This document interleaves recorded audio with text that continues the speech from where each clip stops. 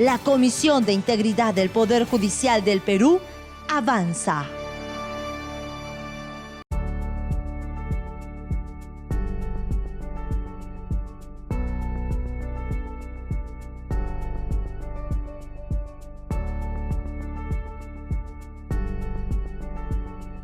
Ahora vamos a ver la gestión de los riesgos. Para esta gestión de riesgos de soborno vamos a hacer mención a dos documentos que lo están viendo en pantalla.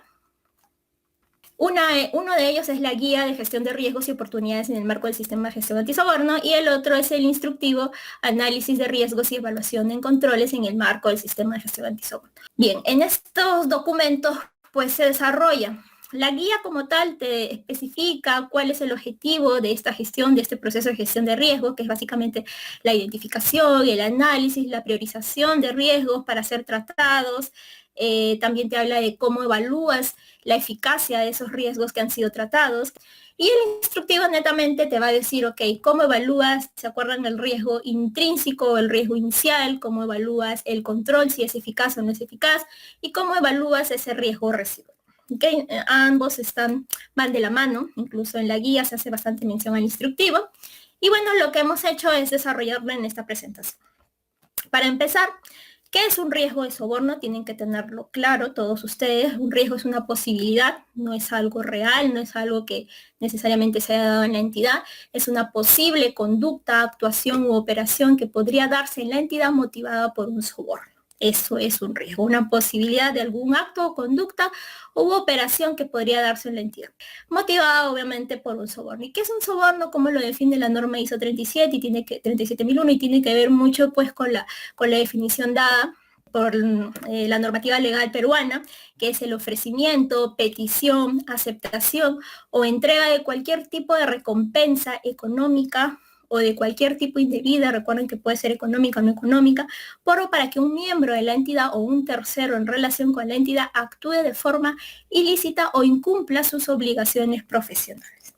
A mí me pueden pues ofrecer algún beneficio indebido para que yo deje de actuar o omita alguna acción de mis obligaciones laborales, pero también me pueden yo puedo solicitar una ventaja indebida no necesariamente para incumplir mi obligación, simplemente cumplo con mi obligación como lo establece mi documento interno, mis funciones, pero saco provecho de esa obligación normal que yo tengo que hacer, pues recibiendo una ventaja o un beneficio indebido, que también lo podemos ver como una conducta motivada por un soborno.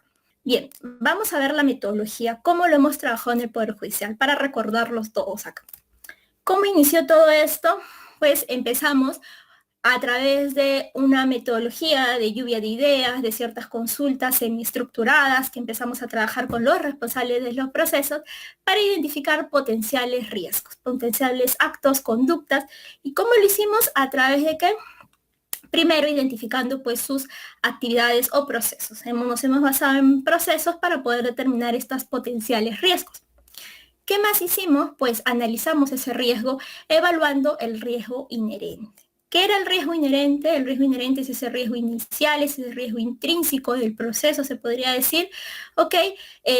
Y que pues se evalúa o se obtiene sin contemplar controles. Recuerdan, nosotros no les decimos hasta acá, no me digas que tengo este control, que esto nunca ha sucedido, no. Tú evalúa la posibilidad de que este riesgo se pueda dar en tu proceso, ¿sí? ¿Motivado por qué? Porque quizás hay demasiadas personas que trabajan en tu proceso o que pueda generar cierta competitividad y por lo tanto tu proceso está más expuesto a este riesgo, que también puedes ver la frecuencia con la que ejecutas la actividad o el proceso. Entonces vas viendo ese riesgo, esa posibilidad de ocurrencia que está intrínseco a tu proceso, ¿ok? Lo vamos a ver más adelante cómo lo hemos calculado. Una vez que evaluaste este riesgo inherente o intrínseco, ¿qué hiciste? Pues recién dijiste, ok, ahora voy a ver cuáles son estos controles existentes que se tienen en mi proceso, pues para mitigar el riesgo evaluado. ¿Recuerdan? Identificas tu serie de controles. ¿Qué puede ser un control? Puede ser un procedimiento, un documento normativo que ya tenga la entidad, puede ser alguna acción que haga y que no necesariamente está documentada, pero es una acción, es una práctica, una buena práctica que se desarrolla en el proceso. un sistema informático que se utilice, ¿no? Que también pues permita ciertos bloqueos de manipulación de información, entonces también es considerado como un control. Una vez que determinaste el control que hiciste, evaluaste si el control era idóneo y eficaz para la mitigación del riesgo. ¿Recuerdas? ¿Y qué obtenías luego de evaluar la eficacia? Un valor de vulnerabilidad. ¿Qué tan vulnerable pueden ser tus controles frente a la mitigación del riesgo? Esto se hace también bajo una metodología. Bien, toda esta evaluación finalmente se complementa en una matriz de riesgos. Recuerdan, es un Excel en donde se ha trabajado la metodología, lo que te permite obtener tu riesgo residual. ¿Cuáles son los niveles de riesgo? Lo pueden ver en esta parte de acá. Son 5 niveles, lo que les decía, ¿se acuerdan? El primer objetivo del sistema antisoborno va desde el nivel bajo hacia el extremo. Cada nivel tiene un rango de valores, ¿ok? Porque esta metodología es cuantificable, recuerda, ¿ok? Entonces, tú te haces la pregunta y dices, cuando tu riesgo residual es mayor a bajo, ¿qué sucede? Es un riesgo no tolerable. ¿Recuerdan cuando les expliqué sobre los objetivos? Es un riesgo no tolerable y ¿qué es lo que tienen que hacer? Pues proponer acciones, ¿ok? Acciones reales que se puedan ejecutar. A veces suele pasar que nos proponemos acciones que en la práctica, a la hora de la hora, no se pueden implementar por distintas situaciones y ya les ha pasado algunos procesos, dado el COVID, ¿no? Algunos no han podido cumplir con sus controles o con sus planes de acción. Propones acciones para reducir ese nivel de riesgo residual, aperturando pues un mapa de control, que es otro registro del sistema de gestión, que lo pueden ver acá el nombre con mayor detalle, mapa de control de riesgo. Estos dos documentos, matriz y mapa, forman parte de un Excel. ¿Okay? Ustedes cuando reciben su matriz, reciben un Excel que contempla dos registros del sistema. Uno es la matriz y el otro es el mapa. No es que están recibiendo solo la matriz, no se confunda, están recibiendo dos registros que se integran en un Excel. Antes de continuar con la metodología, el riesgo residual va a ser ese riesgo final tras la aplicación de los controles, ¿no? Como pueden ver el orden, era el riesgo inherente sin contemplar controles, identifico controles, evalúo la eficacia de los controles y tras la evaluación de la eficacia mediante una fórmula obtengo el riesgo residual tras la aplicación de los controles. Existen unas fórmulas, la metodología te marca fórmulas, en resumen se los muestro por acá para que lo vean. El riesgo inherente se calcula con la fórmula del valor de la probabilidad de ocurrencia del riesgo por el valor del impacto que puede generar el riesgo si se materializa. Y el riesgo residual es ese riesgo inherente que ya he calculado preliminarmente y lo multiplico por la vulnerabilidad del control. Qué tan expuesto a no controlar o a no mitigar el riesgo puede ser mi control, es lo que me dice la vulnerabilidad. Ahora lo vamos a ver con más detalle todo esto que les he mencionado. Esto es un resumen de estos dos documentos normativos que les mostré. Entonces, primero vamos a ver el cálculo del riesgo inherente. Para calcular el riesgo inherente, recuerda, la fórmula es probabilidad, valor de probabilidad por valor del impacto. Incluso acá ya te marcan los valores. ¿Cómo calculo la probabilidad? Son en base a 5 niveles de probabilidad, va desde muy improbable hasta casi certeza.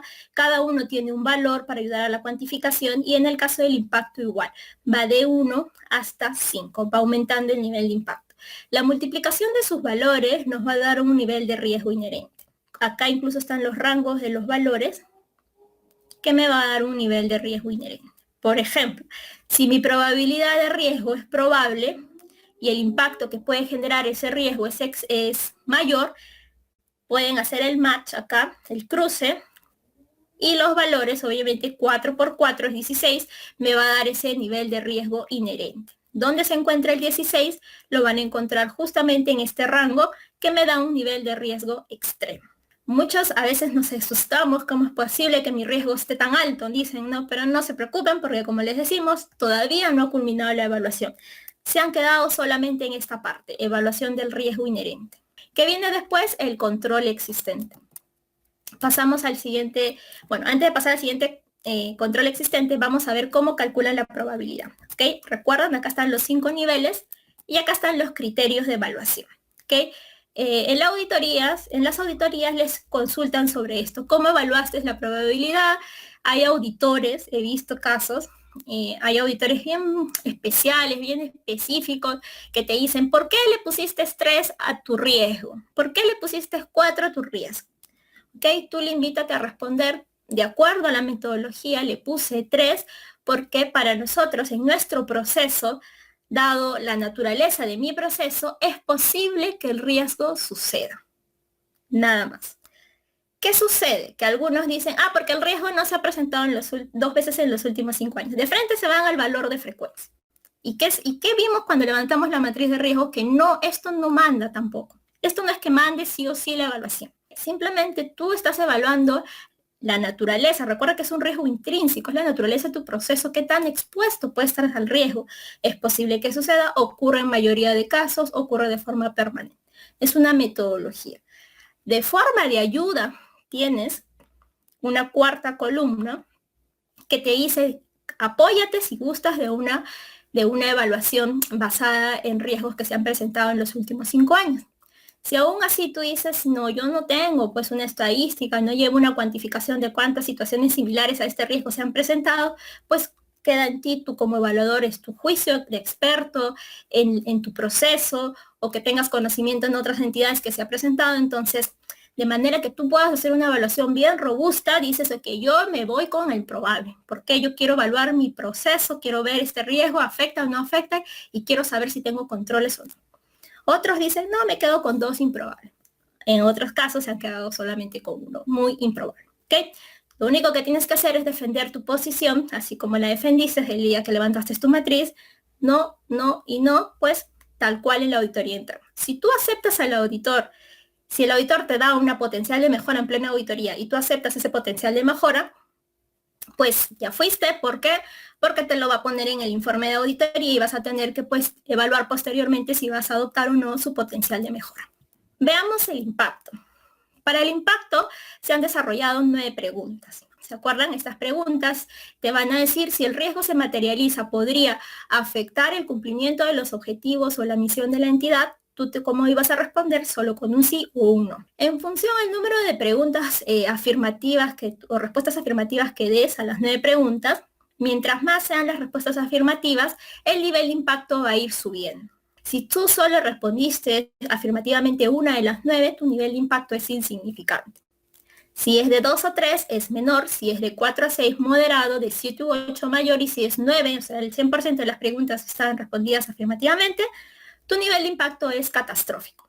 ¿Qué pregunta te puede hacer al auditor respecto al impacto? Igual, ¿cómo evaluaste este impacto? Tu respuesta es, bueno, mira, acá te muestras tu Excel donde están las 9 preguntas. Vamos a verlo igual más adelante. Y bueno, de estas 9 preguntas yo respondí solo 4 y por lo tanto mi impacto, de acuerdo a la metodología, es moderado. ¿Qué venía después? Como ya tienes la probabilidad y ya tienes el impacto, ya tienes ese valor de riesgo inherente, ese riesgo intrínseco, ya lo tienes establecido. ¿Qué venía después? Evaluar tus controles. Determina primero y evalúalos después. ¿Qué hacías tú? Determino, bueno, yo tengo una directiva que pues norma el proceso tal, de mi proceso exactamente. Entonces acá yo ya considero que esto sí me ayuda porque hay demasiados firmantes, hay demasiados aprobadores, demasiados revisores que me ayudan realmente a mitigar este riesgo. ¿Ya? Está bien, lo ponemos, lo hemos puesto, lo hemos evaluado. ¿Cómo evalúas ese control que tú has determinado que tienes? Existe una fórmula que se llama efectividad del control. Esta fórmula, para mayor detalle, está en el instructivo de los riesgos, de evaluación de riesgos. Para calcular la efectividad del control, tú tienes que evaluar 5 factores, es lo que te dice la metodología. Son justamente estos factores que están acá. 5 factores, evalúalos y el valor que obtengas de cada factor lo vas a dividir entre 5 porque son 5 factores. Ese valor te va a dar un resultado, ¿ok? Que va de 0 a 1, si no me equivoco, ahora lo vamos a ver. Y sobre eso te vas a obtener un valor de vulnerabilidad del control. A su vez también te va a dar la eficacia del control, también te va a decir qué tanto protege a tu riesgo o al proceso de la materialización del riesgo. Pero vamos a explicar ahora cómo se evalúa esto. Los factores, como les digo, son 5. El primer factor tiene que ver con el grado de aplicación del control. Y estos factores son sobre el control, no sobre el riesgo, sobre el control. Y te define cuál es el nivel de aplicación. ¿Estás aplicando o no ese procedimiento en su totalidad, ese control? Te haces la pregunta, ¿el control es conocido y aceptado? se viene ejecutando por toda la entidad o como mínimo por las personas y áreas afectadas por el mismo, y vas a considerar para tu respuesta estos 5 niveles de evaluación. Dirás que sí, que el grado de aplicación es apropiada porque efectivamente el control está implementado desde hace 5 años, me puedes decir, esa directiva la trabajo hace 5 años, es apropiada porque nunca se ha presentado incumplimientos, todo mi personal conoce la directiva y la aplica en su día a día, entonces es apropiada. Pero me puedes decir, mira, está implementada hace 5 años, pero requiere mejora. Porque he evidenciado por ahí que hay ciertas personas que no lo cumplen o no se están llenando ciertos anexos, ciertos formularios, entonces insuficiente, parcialmente implementado. Nació hace 5 años, pero jamás se cumplió en su totalidad. Por ahí está, pues, solo documentada, pero no. Deficiente sin implementar, nació y nunca se implementó, nunca nadie la revisa, y muy deficiente es porque simplemente no existe un control. Yo puedo decir en mi campo de controles no tengo un control definido al momento, por lo cual, bueno, ya me adelanto y voy a implementar tal cosa. ¿Qué más voy a evaluar? El grado de frecuencia con la que se ejecuta ese control. Esa frecuencia con la que se ejecuta el control realmente es la idónea. ¿Consideras que es adecuada? Te responderás que, bueno, 5 es el nivel más alto, optimizado. ¿Por qué? Porque es algo automático, es un control que no depende de la manipulación del hombre, es un control, podríamos decir, sistematizado. Pero diré 4 porque es un control, bueno, sí depende de la manipulación del hombre, no está gestionado cuantitativamente, es permanente, así que lo dejo en un nivel 4. 3, bueno, a veces sí, a veces no se hace, entonces no considero que es apropiado, entonces lo pongo en un 3. 2, diré pues a solicitud, solo cuando me lo piden, ¿no? Pero en realidad si no me lo piden no lo hago. Inicial pues simplemente no se ejecuta porque no hay ningún control. Entonces, tú como evaluador defines en qué niveles de grado de aplicación y grado de frecuencia vas a evaluar ese control. ¿Cuál es el tercer nivel? El tercer nivel tiene que ver con la determinación y definición del responsable. ¿Responsable de qué? Ese responsable que supervisa, que se asegura que se cumpla ese control que ha sido identificado como control existente. Tú dirás que es apropiado porque sí, efectivamente, hay una persona, líder del proceso o el líder del área, que es el encargado pues, de supervisar mi trabajo, yo que puedo ser el que aplico el control, no lo sé. Y además, pues también forma parte del control. Mejorable diré, mira, sí existe, pero no es el adecuado, porque no debería ser parte de sus funciones velar por el cumplimiento del control. Insuficiente, pues está parcialmente asignado, a veces se hace responsable, a veces no, porque no hay algo que le diga que él es el responsable. Tantas situaciones que se pueden presentar. Deficiente es porque no hay nadie asignado, esto se hace simplemente porque al tal servidor se le ocurrió por hacerlo, porque lo vio bueno, como una buena idea, pero en realidad nadie supervisa que esté bien, que se haga bien o que deba hacerse y mantenerse. Y muy deficiente, no existe un control y por lo tanto se evalúa con el nivel más bajo, muy deficiente. El carácter preventivo. Igual, ¿no? Tú tienes que evaluar acá el carácter preventivo del control. Si ese control realmente previene o simplemente no ayuda, es más correctivo o solo detecta cuando el riesgo se materializó, y tú dirás, bueno, sí, es apropiada porque realmente este control sí previene, sí está dirigido, no sé, a evitar que esa acción indebida se materialice. Diré que, bueno, sí es preventivo, pero podemos mejorar en algún aspecto. Y porque soy consciente y quiero robustecer mi proceso, lo llevo a un mapa de control. Muchos procesos han hecho eso, muchos han mejorado sus controles, entonces justamente es parte de este carácter preventivo que tras la evaluación lo llevan, ¿no? Insuficiente, dicen, no, es simplemente este control es más detectivo, y el riesgo se dio y por ahí lo detecté. Deficiente, me corrige ya cuando el riesgo pues justo se dio, tengo que corregir nada más. Y muy deficiente es porque no existe un control y por lo tanto no existe ese carácter preventivo que buscamos en un control y lo marco con el valor número 1. ¿Cuál es el último factor? Es el grado de evidencia. Y justamente esto es donde caen muchos en auditoría. Porque durante el levantamiento de su matriz, pues sí, yo tengo A, tengo B, tengo C y empiezan a escribir, a poner controles, a llenar su matriz de controles. Y a la hora de la hora, oye, ¿y puedes evidenciarme esa aplicación de control? Y resulta que muchos allí es donde se detienen y dicen, no lo puedo evidenciar. ¿Cómo lo evidencia? ¿No? Ahí está. La evidencia es el objetivo de la auditoría interna. y externa también, ¿no? De toda auditoría en sí de sistemas de gestión. Es básicamente verificar cumplimiento. Si tú dices que tu control es esta directiva, quiero verificar el cumplimiento de esa directiva y te va a pedir evidencia de aplicación. Entonces, si tú tienes tus controles documentados, tus evidencias de aplicación, otra cosa es la directiva. Si no las evidencias de aplicación de la directiva, dirás que es un 5 apropiado. Mejorable, puede mejorar porque hay algo que no se está evidenciando, has identificado. Insuficiente parcialmente, no todos lo hacen, de los 5 analistas, solo 1 o solo 2. Desactualizada, no se tiene la información actualizada desde el 2018. Sin documentar, porque nunca se documenta. Simplemente es una práctica, pero no se documenta nada. Entonces ya te vas dando cuenta que tienes que robustecer tu control. Bien, como han visto, cada factor de la evaluación del control se le pone un valor, ¿no? Lo que ayuda a generar, pues, la cuantificación de la evaluación a través de esa fórmula que les dije, ¿no? Suman los 5 factores y lo dividen entre 5. Bien, los resultados que les va a salir va de 1 a 5. Creo que al inicio les dije de 0 a 1 pero en realidad los resultados que les va a salir es de 1 a 5. Cuando el resultado de esta fórmula de efectividad del control te sale a 1, ¿qué quiere decir? Que el grado de protección de ese control es muy deficiente. Por lo tanto, la efectividad te dice que no reduce el riesgo. Este control no te reduce el riesgo y su vulnerabilidad es muy alta y automáticamente te da un valor de vulnerabilidad que es 1. Si tu grado de protección o tu resultado de la sumatoria de tus factores entre 5 te sale 5, tú dirás que este control sí protege, su grado de protección es apropiada, por lo tanto su efectividad es alta, altísima, y su vulnerabilidad es muy bajísima, muy baja, y automáticamente te da un valor de vulnerabilidad, 0.2. Estos valores de vulnerabilidad que van del 0.2 a 1 es lo que tú necesitas para calcular el riesgo residual. Recuerden que el riesgo residual es ese riesgo final tras la aplicación de controles. ¿Okay? Si tú no evalúas la eficacia y vulnerabilidad de tu control, no podrás evaluar tu riesgo residual.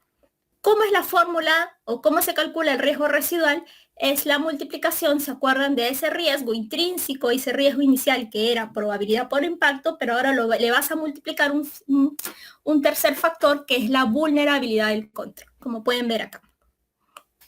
Los resultados que te salgan también están en 5 zonas de riesgo, que son las mismas del riesgo intrínseco, incluso los valores. Pero en este caso vas a tener ya una conclusión final. Si tu riesgo residual es bajo, es un riesgo aceptable. ¿Se acuerdan el objetivo número 1? Cuando hablábamos de riesgos mayores a bajo, ¿ok? Se refiere a esto.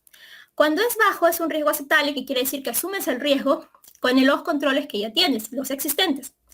Cuando es un riesgo moderado hacia arriba, ¿qué quiere decir? Es no aceptable y se debe establecer e implementar acciones eficientes para evitar, reducir o eliminar en lo posible el riesgo. ¿Okay? ¿Esto dónde lo vas a desarrollar estas acciones? En el mapa de control. Recuerdan que es el segundo registro. Vamos a ver un ejemplo. Vamos a ver 2 ejemplos en realidad. Vamos a ver una matriz de riesgos cuyo riesgo residual es bajo y una matriz de riesgo cuyo riesgo residual es mayor a bajo, para que nos orientemos y sepamos también cómo responder en la auditoría. Porque a veces la teoría pues, puede ser un poco confusa y no es nuestro día a día estar revisando la matriz de riesgo, ¿no? Entonces, por ejemplo, esta matriz de riesgo. Como les dije, inicia el proceso de la metodología. Primero identifican su proceso. Recuerdo, ¿no? Acá, por ejemplo, hay un nombre de un proceso. Su proceso X, no vamos a decirlo, no vamos a especificar. ¿Qué más he identificado? Puestos implicados, quienes participan del proceso, para ver, evaluar, recuerden, a través de lluvia de ideas, preguntas semiestructuradas, ¿no? ¿Cómo tal puesto, qué hace tal puesto en este proceso, qué hace tal puesto en este proceso, para ver de ahí algún potencial riesgo o acción indebida que se pueda dar. También vamos a tomar en cuenta fuentes de riesgos, ¿no? ¿Cuáles son las fuentes de riesgo? Vamos a evaluar si estos puestos implicados en el proceso interactúan con usuarios del sistema de justicia y justiciables o abogados defensores. Evaluaremos, interactúa con proveedores, que puede ser también una fuente de riesgo.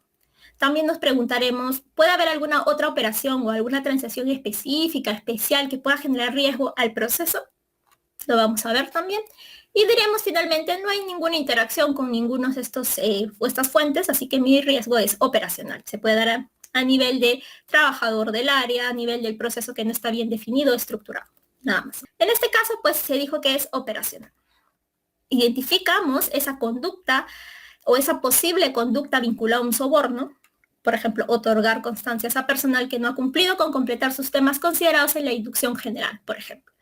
Describimos a mayor detalle el riesgo. Acá es muy importante que esto lo estudien bien, que tengan bien claro. Obviamente si eres dueño de tu proceso lo tienes claro, pero los auditores te dicen, a ver, dame un ejemplo del riesgo o cómo se puede dar el riesgo y se te ha presentado el riesgo, entonces ya tienes que estar preparado para responder. Y en esta parte empieza la evaluación del riesgo intrínseco. ¿Se acuerdan? Lo que les mostraba. En esta parte evalúo la probabilidad, simplemente digo, bueno, el nivel de probabilidad es 2, como les mencioné. En algunos casos dijeron, me quedo en un nivel 2 improbable. Para evaluar el impacto que dijeron, respondo las 5 preguntas, las 9 preguntas, perdón, que están acá, con un sí, con un no, ¿recuerdan? ¿Qué te puede preguntar el auditor? ¿Por qué respondiste no a la pregunta si el riesgo se materializa, reduce la calidad de los servicios? ¿Por qué respondiste que no? Puede haber así una pregunta y que para algunos puede decir que es muy absurda, pero puede ser una cuestión de auditoría, ¿ok? Así que sepamos responder por qué puse sí, por qué puse no. El Excel también les contabiliza de las 9 preguntas, ¿cuántas han sido respondidas afirmativamente? Van 4. ¿Qué te decía la metodología? Que cuando tú respondes 4 preguntas de 9, que tienes que tener un impacto moderado. ¿Y cuál es el valor del impacto moderado? 3, que está acá. ¿Ok? Hasta acá ya calculaste el valor del impacto, el valor de la probabilidad y que viene el cálculo del riesgo intrínseco. ¿Cómo era la fórmula del cálculo del riesgo intrínseco? Era el valor, la multiplicación del valor del impacto 2 por el valor del impacto, que es 3. Sería 2 por 3, 6, entonces estamos calculando el riesgo intrínseco, que es alto. Su valor es 6. ¿Ok? Acá no terminaba la metodología que venía después, determinaba los controles existentes. ¿Qué es lo que se les pide a cada responsable del proceso? Que describa su control existente que ellos consideran que tienen, que establezca la frecuencia, porque es un factor de evaluación del control, recuerda, el responsable de velar por el cumplimiento, porque también es un factor de evaluación, y la evidencia, cómo vas a evidenciar y qué información tienes que tener lista en la auditoría. Recuerden que esta información que se contempla en todas las matrices es la que ustedes tienen que tener en una auditoría. No digan que no se les dijo, porque esto se les ha venido repitiendo ya desde mucho tiempo atrás. Incluso ya los que han pasado auditoría saben que ciertos auditores les han pedido evidencia. ¿Qué más? Una vez que han determinado su control, ¿qué viene? Evaluar lo que es la eficacia del control, el grado de protección y la vulnerabilidad del control. ¿Recuerdan? Acá están los 5 factores, las 5 preguntas de los factores. El grado de aplicación, frecuencia, determinación del responsable que vela por el cumplimiento del control, el carácter preventivo del control y el grado de evidencia. ¿Recuerdan? Acá, bueno, automáticamente con el Excel tú puedes evaluar ese nivel de grado de aplicación. En este caso se puso apropiada, que es el nivel más alto, el nivel 5. También se evalúa la frecuencia, ¿okay? Gestionado cuantitativamente, por ejemplo, no pusieron optimizado porque no es un sistema, es un control sistematizado. ¿Ok? Determinación es apropiado, porque en este caso el responsable que definieron es la persona, es el puesto apropiado para supervisar. El carácter preventivo se considera que este control sí ayuda a prevenir el riesgo. Y el grado de evidencia, pues se tiene evidencia suficiente para demostrar en una auditoría que el control se logra evidencia. Entonces, el Excel automáticamente ya te bota los resultados de acá hacia la derecha. ¿Qué quiere decir? Que el Excel ya te está botando automáticamente el grado de protección. ¿Qué quiere decir? Que ya sumó los 5 valores de cada nivel de factores, ya lo dividió entre 5 y como pueden ver están sus niveles más altos, excepto este, ¿no? Pero como ya por redondeo, le sale el grado de protección 5. Por lo tanto es apropiada, su efectividad es alta y su vulnerabilidad es muy baja. Y automáticamente le da el 0.2 de vulnerabilidad que vimos en esa tablita. Ahora, en este caso van a ver una columna adicional que dice promedio de vulnerabilidad. No se ve bien la X, pero es una X de promedio de vulnerabilidad de control.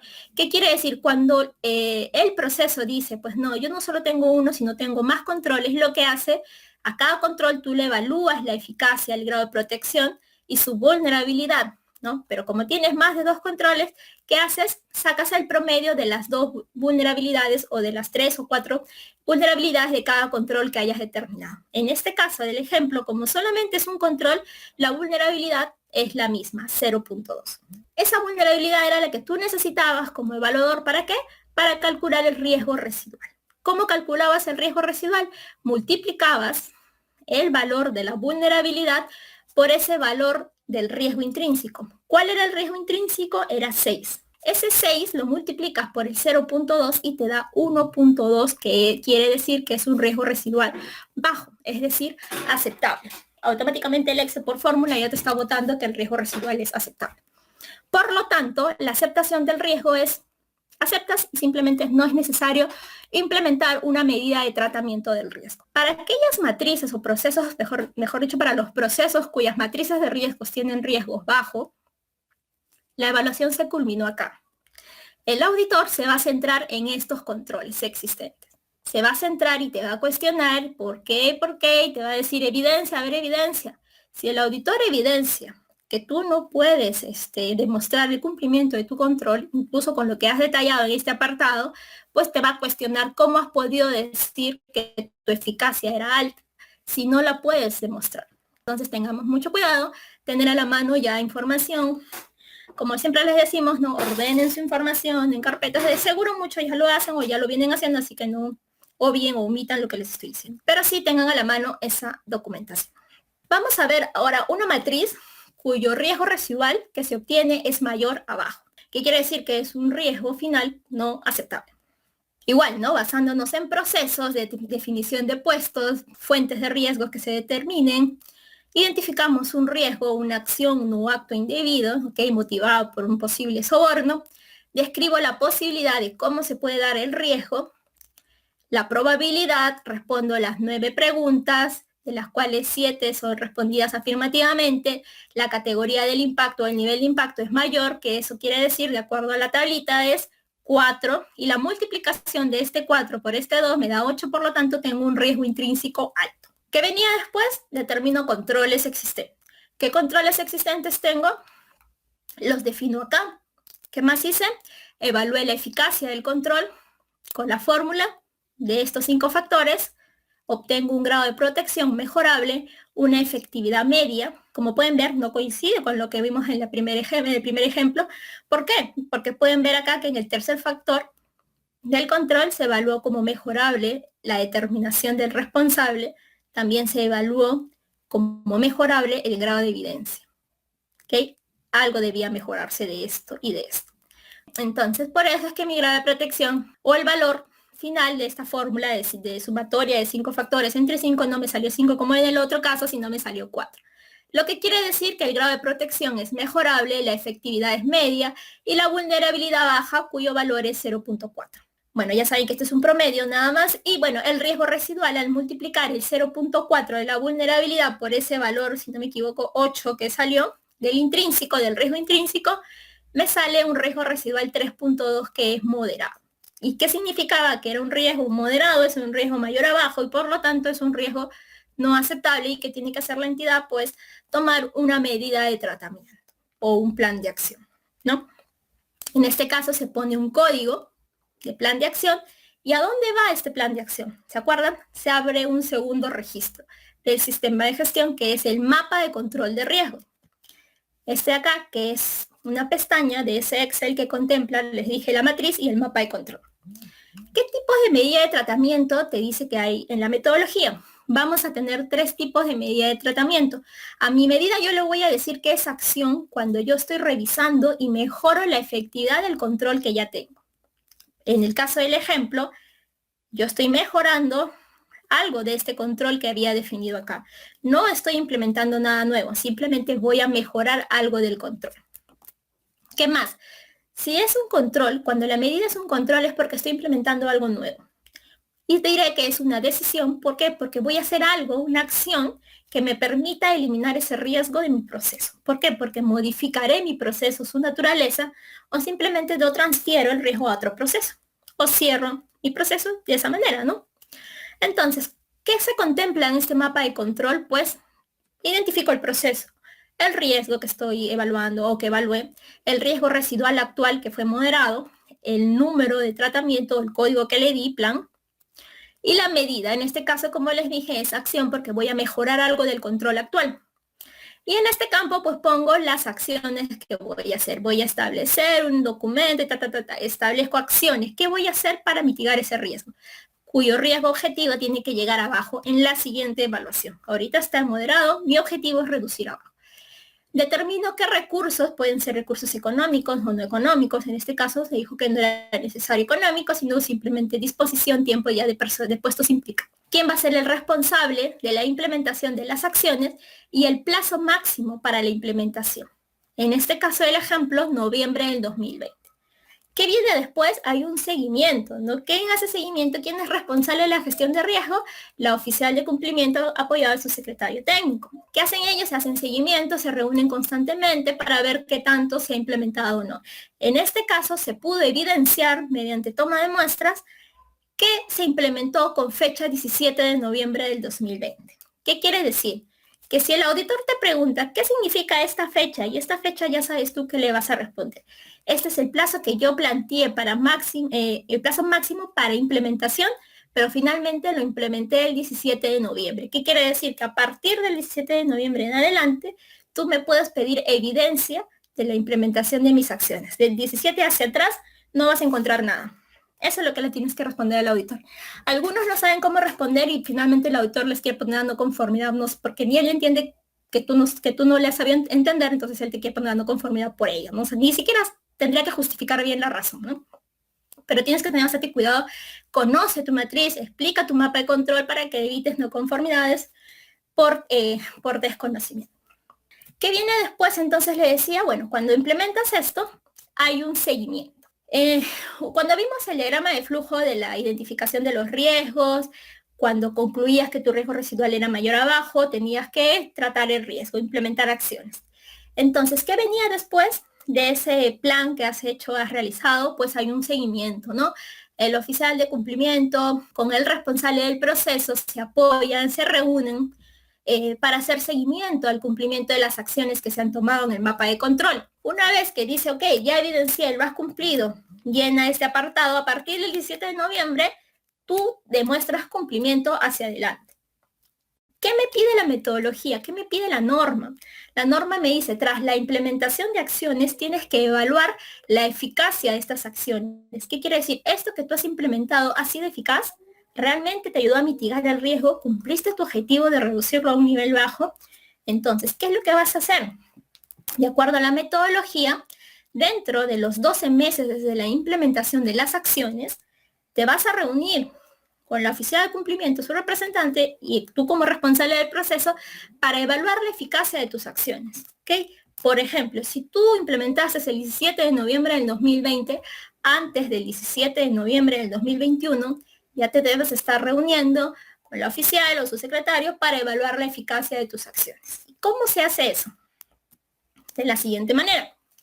Hay una reunión en donde pues se comprueba mediante toma de muestras, no sé, si tú empezaste del 17 de noviembre del 2020, te puedo tomar una muestra de enero, de marzo, de abril, de mayo, de junio, para ver si cumpliste a lo largo del tiempo estas acciones. También voy a verificar si en el sistema de gestión no se ha presentado incumplimientos o no conformidades asociadas a esas acciones implementadas. Esto es una entrada a reevaluar esta acción, para evaluar esta acción.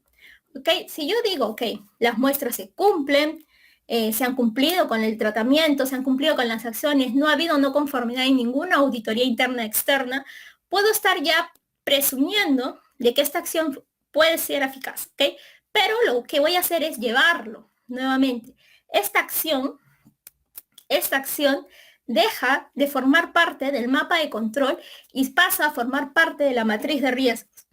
Pasa a formar parte del apartado de controles existentes, porque ya pasó un tiempo razonable que estoy evidenciando cumplimiento y ahora ya no es un nuevo control o una nueva acción, sino es un control actual. ¿Y qué hago con los controles actuales en las matrices? Los evalúo, ¿se acuerdan?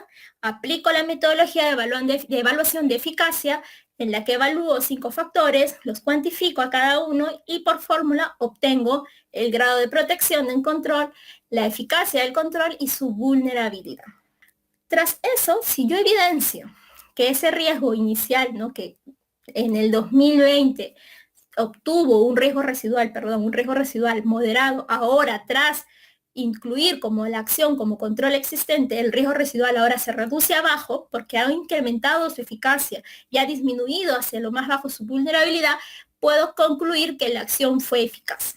Y eso es auditable. Eso es auditable. Tengamos mucho cuidado de no llegar con eso a una auditoría. Sin embargo, yo los alerto desde ya que ningún mapa de control que se tiene ahorita en el Poder Judicial, ninguno se evalúa de eficacia porque todos se encuentran todavía dentro del plazo de los 12 meses. Así que no se preocupen, no se estresen con ese punto, porque como no lo han aplicado todavía, pues estamos hablando solo teoría. Si ustedes concluyen que tras la reevaluación del control que les menciono, concluyen que la acción no ha sido eficaz, analizarán causas, ¿no? ¿Qué pasó? ¿Por qué no se mantuvo en el tiempo el control? ¿Por qué se concluye que no fue eficaz? Solicitará pues plantear nuevas acciones sobre lo mismo y se vuelve a iniciar de nuevo todo. Y si sí fue eficaz, simplemente registraremos estas conclusiones en el mapa de control de riesgo y cerraremos ese mapa de control ya como un registro del sistema, se podría decir, ya obsoleto porque estoy abriendo una nueva matriz, ya con controles mitigados, con riesgos mitigados, porque ahora están en un nivel aceptable que es bajo. Bien, ¿dónde desarrollamos este análisis que les decía? En el mismo mapa de control de riesgo. En la última parte, al lado derecho, después de la planificación, del responsable, de los recursos, del objetivo que se busca, que es reducir el nivel bajo, hay un apartado de seguimiento. Y de hecho lo han visto los que tienen mapa de control. Hay un seguimiento constante, ¿no? Donde tú te reúnes, ya te dije con quién, con la comisión, para hacer seguimiento. ¿Y qué hiciste? Programaste la evaluación de la eficacia. Como puedes ver, para el caso del ejemplo que hemos visto, se ha programado para diciembre. Que a partir de diciembre, todos esos mapas de control que tienen acciones ya se van a ir evaluando eficacia. Se les va a pedir evidencias de cumplimiento. En este apartado de acá es donde vas a concluir si fue eficaz, sí o no, y colocarás la justificación. ¿Cuál es la justificación que les dije? Bueno, se evidencia que en auditorías no se han presentado no conformidades, no ha habido ninguna dependencia o proceso que haya reportado algún incumplimiento, no se ha presentado el riesgo, tampoco es posible evaluarlo, no se ha presentado, y bueno, y tras la evaluación de esta acción en la matriz de riesgo, su riesgo residual se redujo abajo, que era el objetivo previsto. Por lo tanto, concluyo que sí fue eficaz. Bien, hasta acá se termina la metodología. Sus mapas de control van a llegar así como pueden ver en la imagen, solo hasta la planificación o programa de evaluación de eficacia. Esto está vacío, pero es importante que sepan qué es lo que se iba a hacer en esta parte o se va a hacer próximamente. Hasta acá se ha terminado la evaluación. La Comisión de Integridad del Poder Judicial del Perú avanza.